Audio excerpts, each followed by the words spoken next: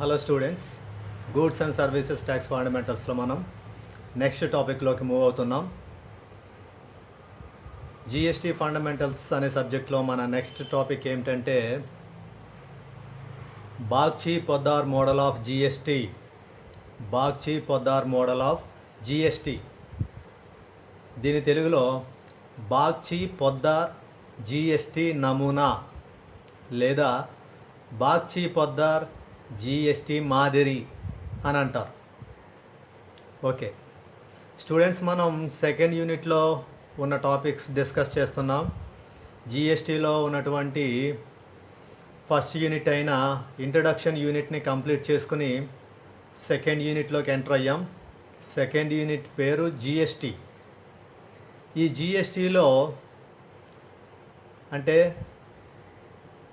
Second unit అయిన జిఎస్టీలో మనం first topic what is GST and what are the principles of GST. GST అంటే ఏంటి, జిఎస్టీ యొక్క సూత్రాలు ఏవి అని ఫస్ట్ టాపిక్ డిస్కస్ చేసుకున్నాం. సో సెకండ్ యూనిట్లో ఆ ఫస్ట్ టాపిక్ అయిన తర్వాత మనం డిస్కస్ చేస్తూ వస్తున్న టాపిక్స్ ఏంటంటే జిఎస్టీ మోడల్స్,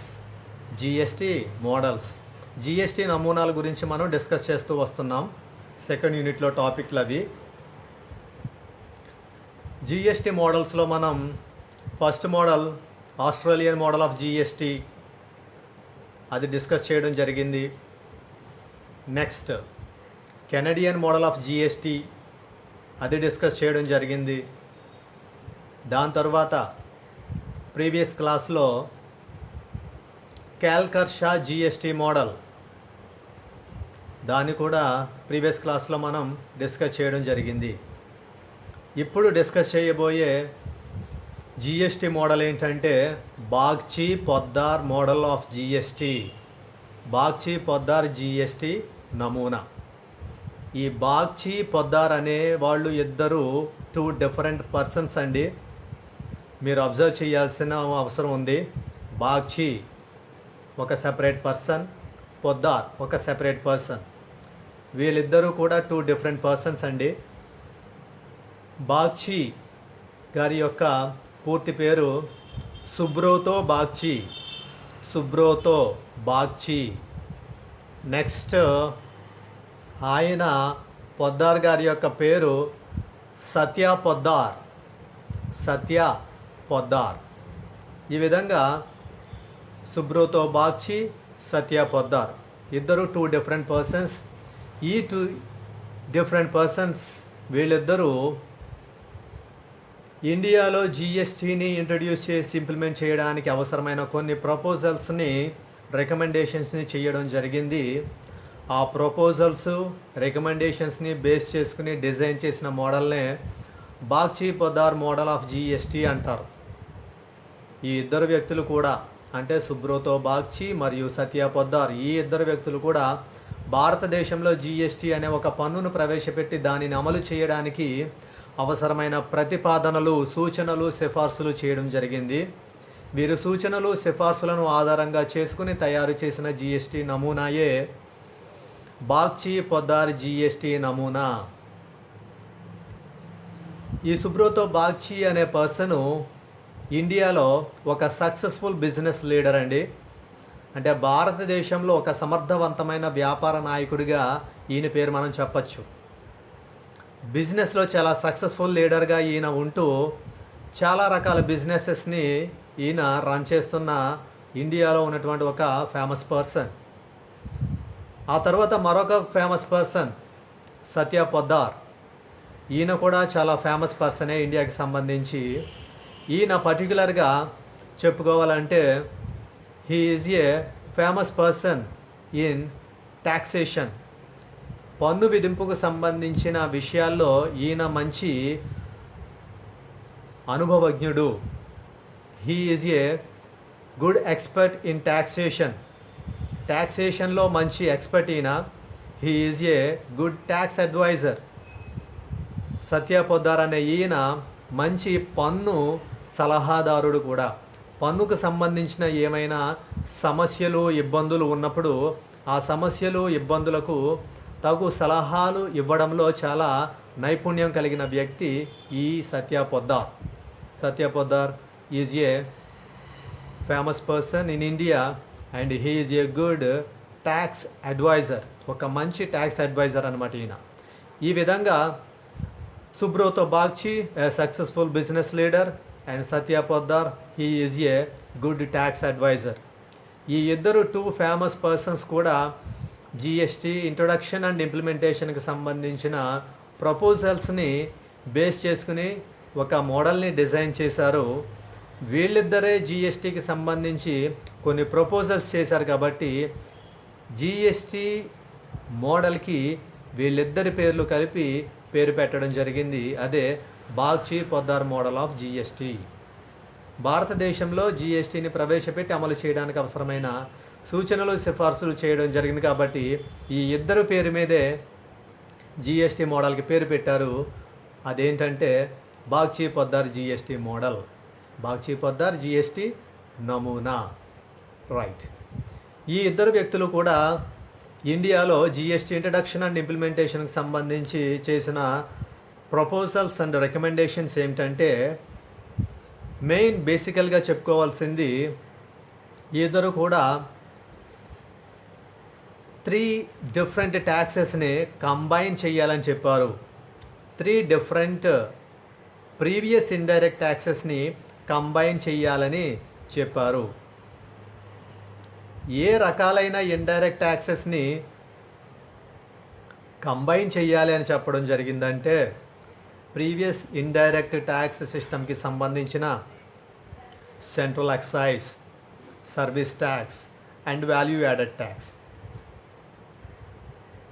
ఈ విధంగా ప్రీవియస్గా ఉండేటువంటి central excise, service tax, value added tax, ఈ 3 డిఫరెంట్ ఇండైరెక్ట్ ట్యాక్సెస్ని కంబైన్ చేసి ఒక కామన్ ట్యాక్స్ని గూడ్స్ అండ్ సర్వీసెస్కి ఇంట్రడ్యూస్ చేసి ఇండియాలో ఇంప్లిమెంట్ చేయాలి అని వీళ్ళు చెప్పడం జరిగింది. ఈ విధంగా ఈ ఇద్దరు వ్యక్తులు కూడా భారతదేశంలో గతంలో ఉన్న వేర్వేరు పరోక్ష పన్నులను కలిపి సంలీనం చేసి సమ్మిళితం చేసి ఒక పరోక్ష పన్నును, జిఎస్టీ అనే పరోక్ష పన్నును భారతదేశంలో ప్రవేశపెట్టి అమలు చేయాలని చెప్పడం జరిగింది.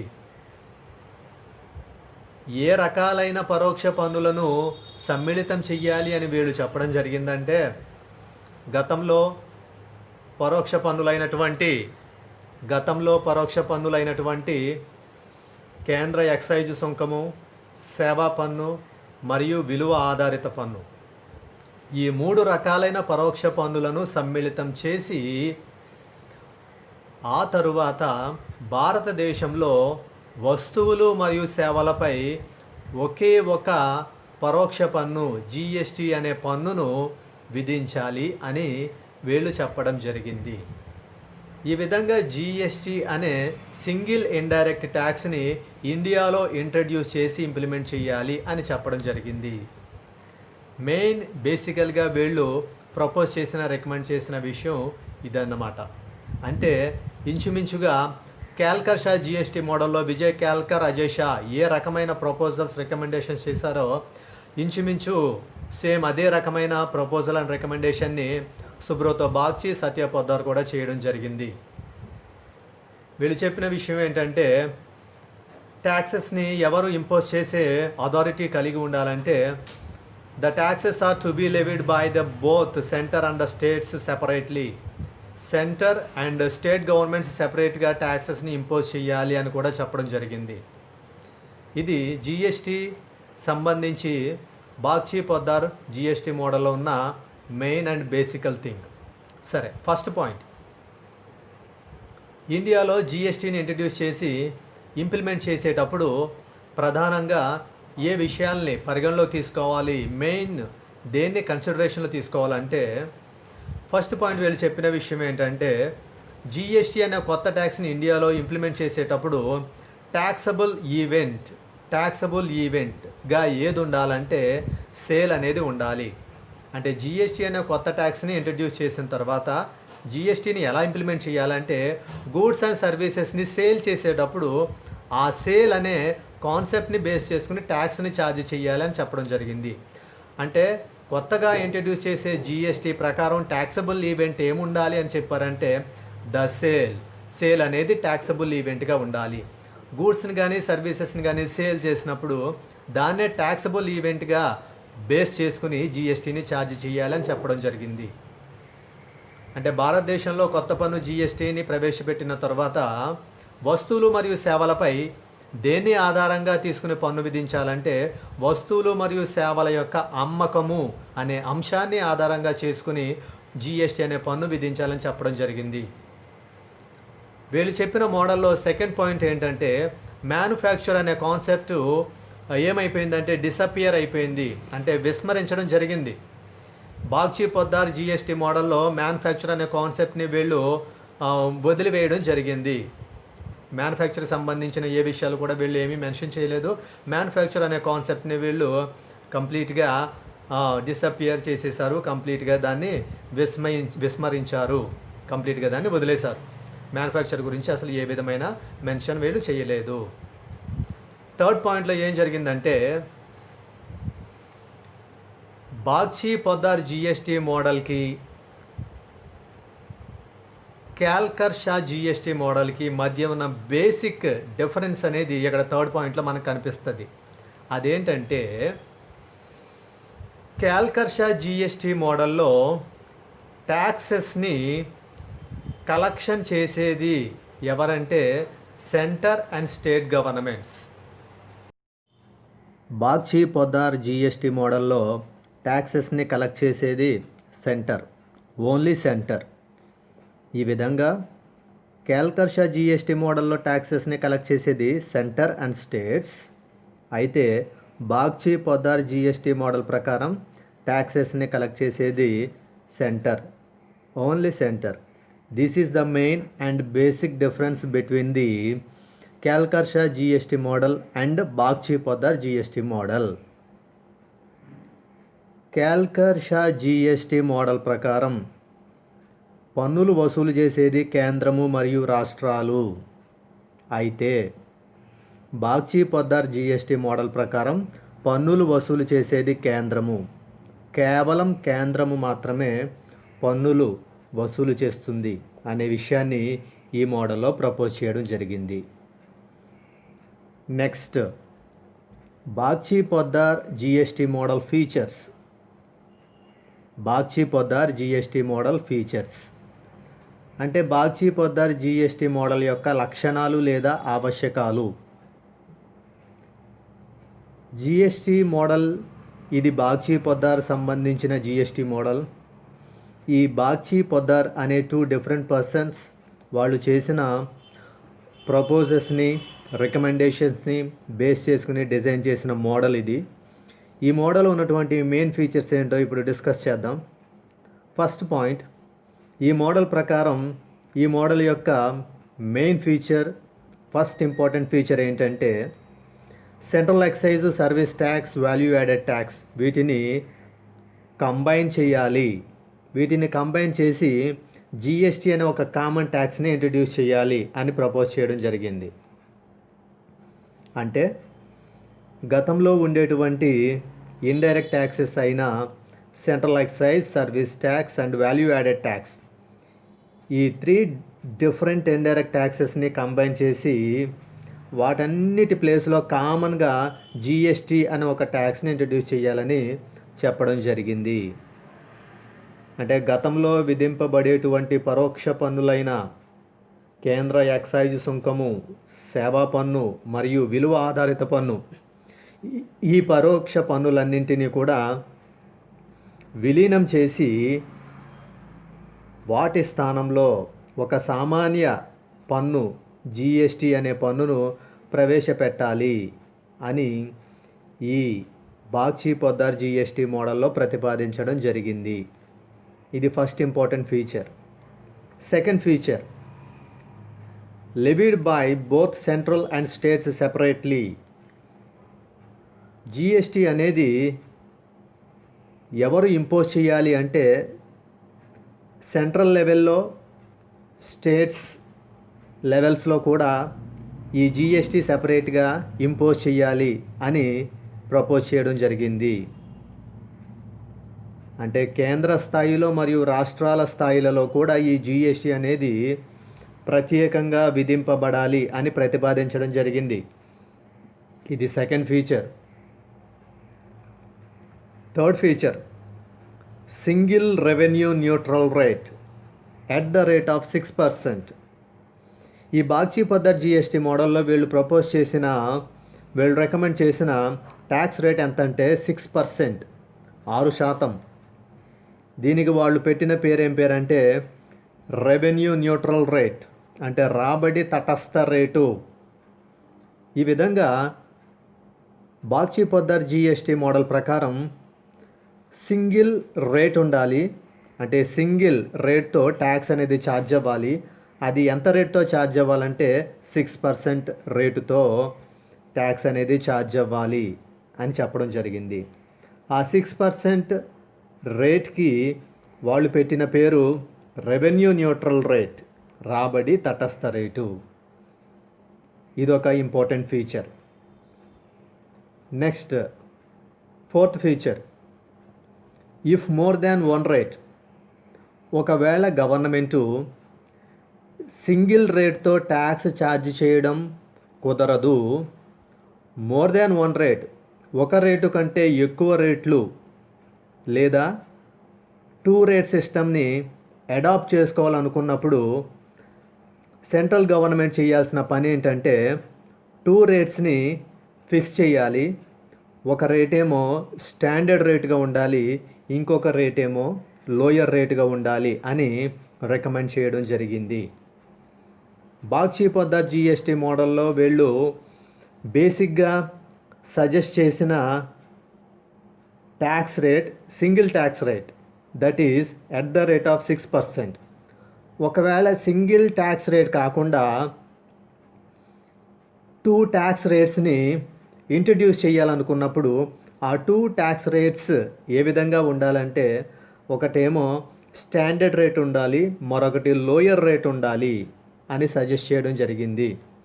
ఈ లోయర్ రేట్ స్పెసిఫిక్గా దేనికోసం అంటే lower rate for basic necessities, lower rate for basic necessities. ప్రాథమికమైన అవసరాలు ఏవైతే ఉంటాయో ఆ ప్రాథమిక అవసరాలకు కనీస రేటుతో పన్ను విధించాలి అని ప్రతిపాదించడం జరిగింది. ఈ బాగ్చి పద్ధతి జిఎస్టీ మోడల్ ప్రకారం వీరు ప్రాథమికంగా ప్రతిపాదించిన పన్ను రేటు 6%. వీరు చెప్పిన విషయం ఏంటంటే ఒకే పన్ను రేటును మొదట ప్రతిపాదించడం జరిగింది. ఒకే పన్ను రేటు ఉండాలి, ఒకే పన్ను రేటు ఉండాలి. ఆ పన్నుకి పెట్టిన పేరు రాబడి తటస్థ రేటు. ఈ విధంగా రాబడి తటస్థ రేటు అనే పేరుతో ఒకే పన్ను విధింపబడాలి. అది ఎంత రేటుతో విధించబడాలి అంటే 6%తో పన్ను అనేది విధించబడాలి అని ప్రాథమికంగా చెప్పడం జరిగింది. ఆ తరువాత ఒకవేళ ప్రభుత్వం ఒక రేటు కాకుండా 2 రేట్లతో పన్ను విధించాలి అని అనుకుంటే 2 రకాలైన పన్నులు ఉండాలి. ఒకటి ఏంటంటే స్టాండర్డ్ రేట్, అంటే ప్రామాణిక రేటుతో పన్ను విధించాలి. ఇంకొకటి లోయర్ రేట్, తక్కువ రేటుతో పన్ను విధించాలి అని ప్రతిపాదించడం జరిగింది. ఈ విధంగా ప్రామాణిక రేటు మరియు తక్కువ రేటు అనే 2 రేట్లతో ప్రభుత్వము పన్ను విధిస్తే బాగుంటుంది అని ప్రతిపాదించడం జరిగింది.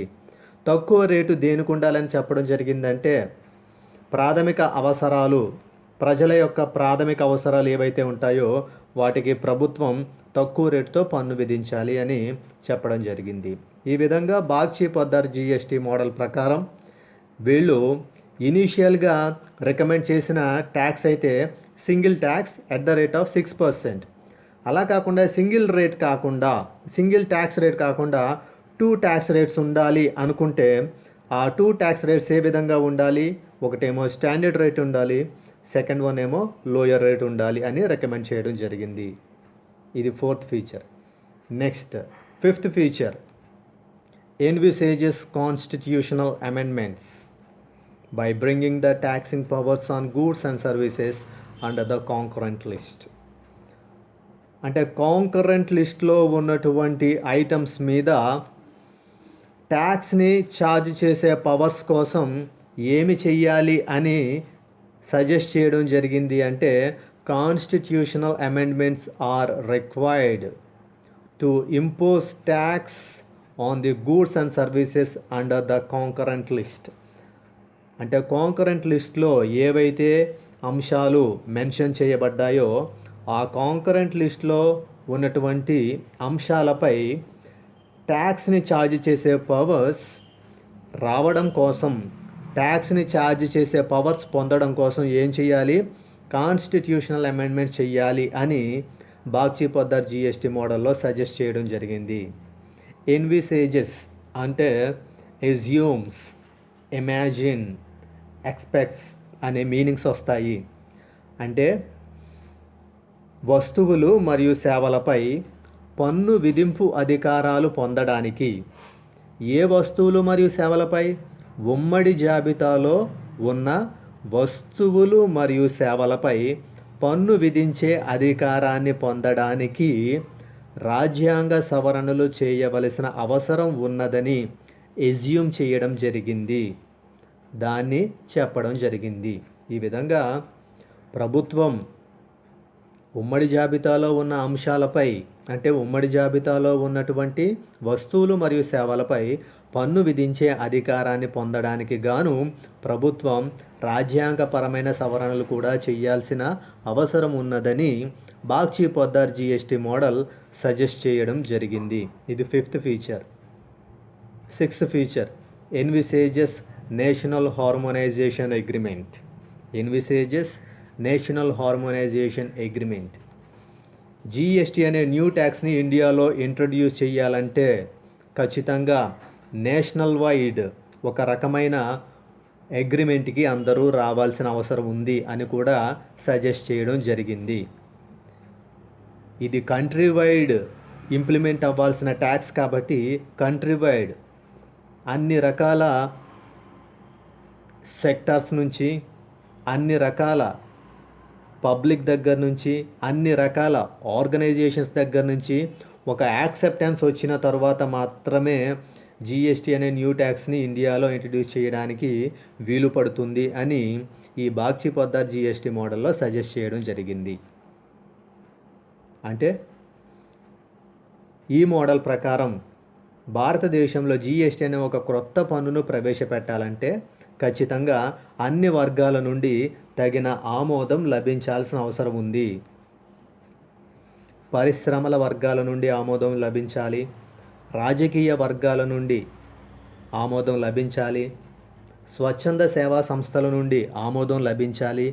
ఈ విధంగా డిఫరెంట్ సెక్టర్స్కి, డిఫరెంట్ బ్యాక్గ్రౌండ్స్కి సంబంధించిన పీపుల్ నుంచి కంప్లీట్ అసెంట్ వచ్చిన తరువాత ఈ జిఎస్టీ అనే న్యూ ట్యాక్స్ని ఇండియాలో ఇంట్రడ్యూస్ చేసి ఇంప్లిమెంట్ చేయడానికి వీలు పడుతుంది అని Bagchi Poddar GST model suggest చేయడం జరిగింది. These are the important features of the Bagchi Poddar model of GST.